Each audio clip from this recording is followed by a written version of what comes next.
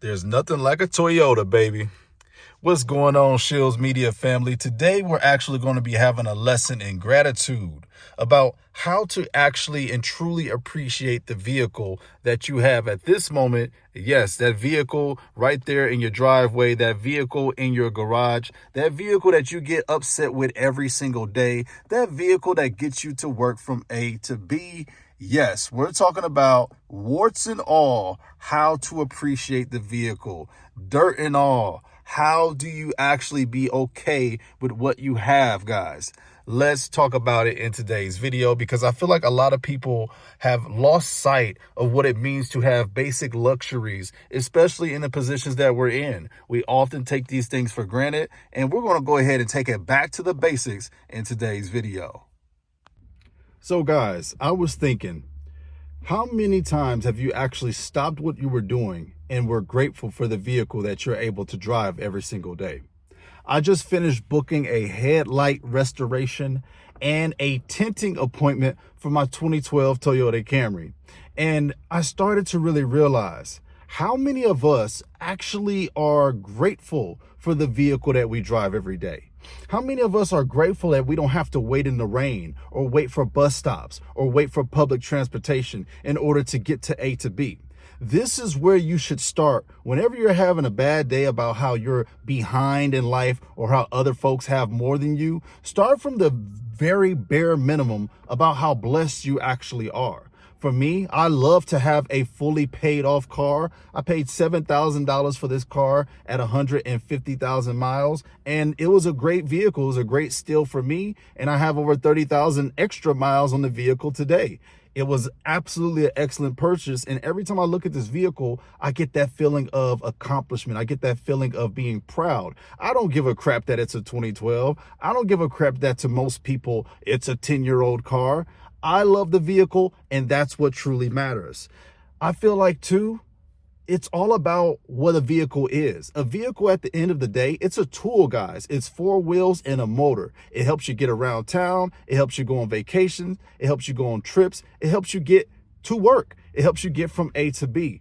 And as long as you always have that freedom to turn your key and get going across town, that is always something you should be grateful for. Because like I said in the beginning of the video, not everyone is blessed to even have what you may consider a basic luxury. Not everyone has a vehicle, and that is literally a fact. Better yet, especially if you have a paid off vehicle, everyone doesn't even have that. So no knock to my people in car payments or whatever, but even you should take care of your car, even if you have a car payment, because again, you have a vehicle. And I feel like, how many times have you babied your car? Like I said, I just got me a headlight restoration appointment and a tinting appointment schedule. I'm also going to get a detailing appointment schedule because this car could definitely use some detailing. And I feel like we always look at the grass that's greener on the other side instead of taking care of our own pastures. If you've never had your car somewhat restored to the factory settings with a detailed or getting the headlights done or getting it shampooed, getting it show ready again, then you should truly consider doing that for your vehicle. Instead of always glossing over what's on the car lot, appreciate what's in your driving lot. Appreciate what's in your garage, because it has more value than you know. It has more validation than you could ever need. You need to stop worrying about if folks think the car that you drive is cool or not. Guess what? Cars come out, they get old, they become obsolete to certain people in 1 to 2 years. What's the point of trying to keeping up with the Joneses, who gets rid of perfectly fine and able vehicles in just 3 to 5 years or 1 to 2 years? You're chasing a golden goose. It's no point to even have a mindset like that. And I would implore you to just start seeking validation from what you truly like. Don't try to show off to all of your peers and all of your family members. Enjoy the vehicles you like. For me, I love Toyotas. And if you couldn't tell by the shirt, I love Toyotas, and I love the 2012 to 2014 Camry. It was one of my favorite looking Camrys, so I went and got this specific Camry because I wanted it. I did not care that it was a decade old. As long as it's reliable and as long as it did what it needed to do, and as long as I like the way that it looked, then it's all good. And this leads me into something else. The new car feeling, it goes away eventually, guys. Just like the new shoes, just like the new phone, just like anything that we get in this subscription life, it all goes away. That new car smell, they even have a smell dedicated to the new car smell. It's crazy because why do you have something dedicated to something so temporary? It's kind of ridiculous. But it also facilitates that mindset that knew this and knew that and knew this and knew that. There are times where you'll honestly need a new vehicle. Obviously, if yours have, it needs too many repairs, the repairs are exceeding what the vehicle's worth, fine, right? But that doesn't happen as often. It's often said that you can't really justify a new car because anything that you pay for your current car to be fixed or maintained or taken care of is still going to be under the value of what a new car is going to cost. So you really can't justify it other than you just either A, having the money and the finances to do so, or you just want a new car. Just be real. Just be honest about it. You tired of driving your beater or your old car around. You just want to go get a new vehicle. And there's nothing inherently wrong with that. Just make sure it's coming from an honest place of self. Make sure it's actually coming from your own desires and not external factors, because external factors will have you second guessing and regretting your decision just a couple months later. But that's what I noticed, man. They're always going to have a new model. There's always going to be the 2025, the 2026, the 7, the 8, the 9, the 10. And even if they get rid of that specific vehicle, they're going to come out with something else. They get rid of the Toyota Venza, but then they keep coming back out with the Corolla Cross, or they come out with the RAV4. There's always going to be something to replace the vehicle. So even if they say it's discontinued, whatever, right? Tomatoes, tomatoes. But that's the thing. Try not to fall into that endless loop of seeking external validation, because the truth is, guys, no one's going to love your car the way you do. No one's going to take care of your car the way you do.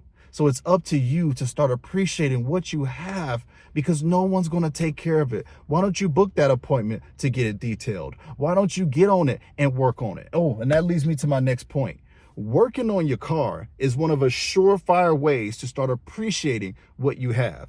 Guys, when my tires went out a couple of months ago and I had to get up in that back and get that extra spare tire out and start wrenching and replacing that tire myself, it actually made me feel closer to my vehicle. It made me feel closer. It created more of a bond. I know this is a tool and we use it as a tool, but it actually made me appreciate my vehicle more because I had to put some sweat equity. I had to put some work into my car myself. So whenever you got to create that bond between you and the car, you know the quirks of it. You know when it's having a bad morning. You know when something's wrong. You know when the shaking is off. But then when you got to add that tire, and then the crazy part is, guys, I added that tire when it was raining outside. So I'm slipping, I'm getting my jeans muddy, everything getting muddy. I'm wrenching, I'm yanking it on there. I'm lining it up with the bolts. But you know what? That created an experience with me where I was like, you know what? I really do love this car. Like seeing it go through that when I hit a pothole and seeing it start to lose air, the tire started to lose air. And guys, it made me just be like, wow, I never want to see my car like that again. I never wanted that to happen to it again. So I went and bought all new tires and just pampered my car. Now I got these new tires on here that's going to last for a while. So try to get a little bit of elbow grease. And for those of you who are not mechanically inclined, go ahead, add an air filter. That's very easy to do. Add a cabin air filter. That's very easy to do. Do little things that you can to start to appreciate and form that bond with your vehicle, because that's going to go a long way in getting you to appreciating what you have. Someone's always going to have a better vehicle than you. Someone's always going to have a newer vehicle than you. That's why I said you cannot seek external validation for your vehicle, because at the end of the day, nobody really cares. No one really cares. And even if they do, they care for 1.3 milliseconds and then it's off to the races. They could care less about you. They could care less about your car. They could care less about what you drive. So why would you give that any power over a long-term decision because of what people's temporary perspectives are of your vehicle? Love your vehicle. Appreciate what you have. So many folks in the world don't even have four wheels to call their own, especially if your vehicle is paid off. If you want a new vehicle someday, that's fine. Save up the bread, save up the cash, or build up the credit if that's what you do, and then get a new vehicle eventually. But don't drive every day in your blessing talking about, oh, I need a new car, wish I had a new car, wish I had a new car. Even if the bumper is falling off, hey man, why don't you look into trying to fix a bumper? If your car is just an absolute lemon, then again, I sympathize with you and I understand, because it's not easy to have a vehicle that is a money pit. If you have a money pit, it would probably be wise to let that money pit go eventually.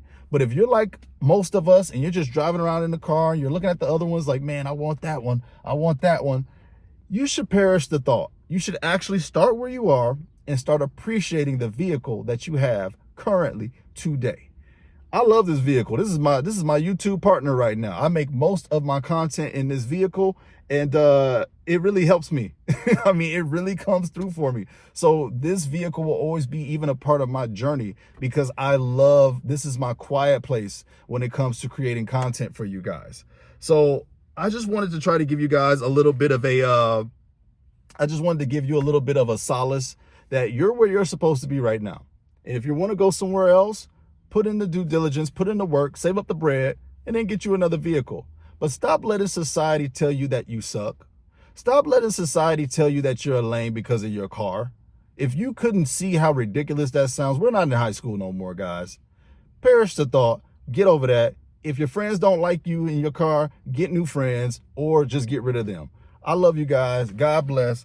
Toyota Nation for life, baby. No, I'm just playing. I love all cars. But yeah, enjoy your vehicle, guys. Let me know what your car is down below. Celebrate your vehicle. I want to hear it down in that comment section. Peace out, y'all.